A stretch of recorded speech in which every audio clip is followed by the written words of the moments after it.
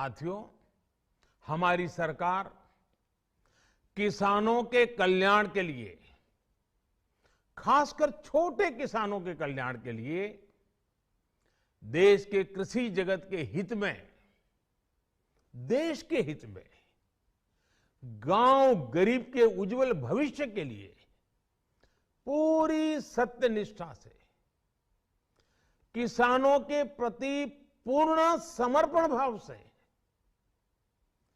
नेक नियत से ये कानून लेकर आई थी।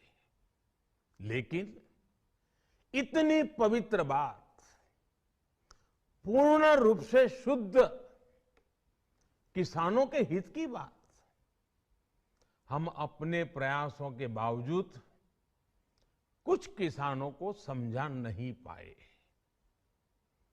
भले ही किसानों का एक वर्ग ही विरोध कर रहा था, लेकिन फिर भी ये हमारे लिए महत्वपूर्ण था।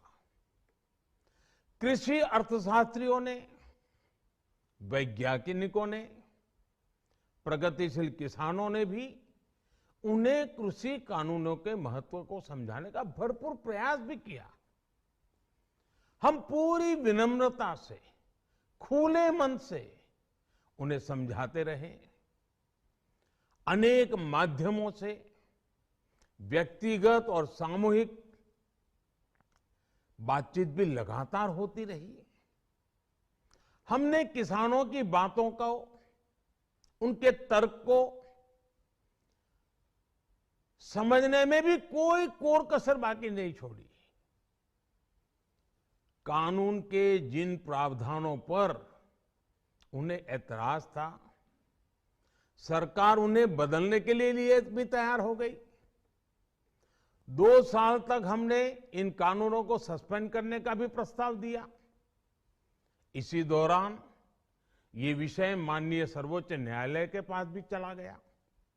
ये सारी बातें देश के सामने है, इसलिए मैं इनके अधिक विस्तार में नहीं जाऊंगा।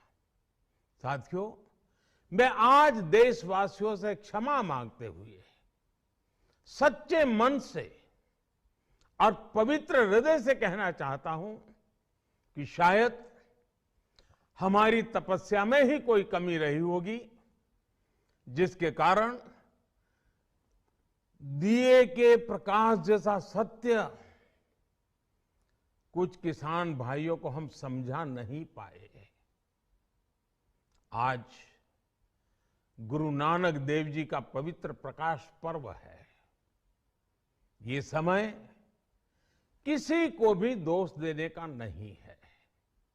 आज मैं आपको, पूरे देश को ये बताने आया हूं कि हमने 3 कृषि कानूनों को वापस लेने का, रिपील करने का निर्णय लिया है।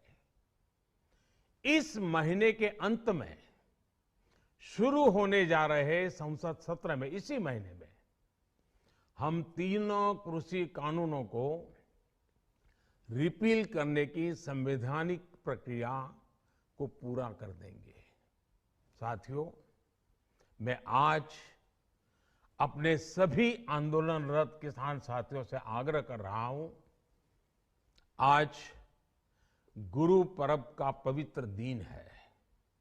अब आप अपने अपने घर लौटे, अपने खेत में लौटे, अपने परिवार के बीच लौटे। आइए एक नई शुरुआत करते हैं, नए सिरे से आगे बढ़ते हैं।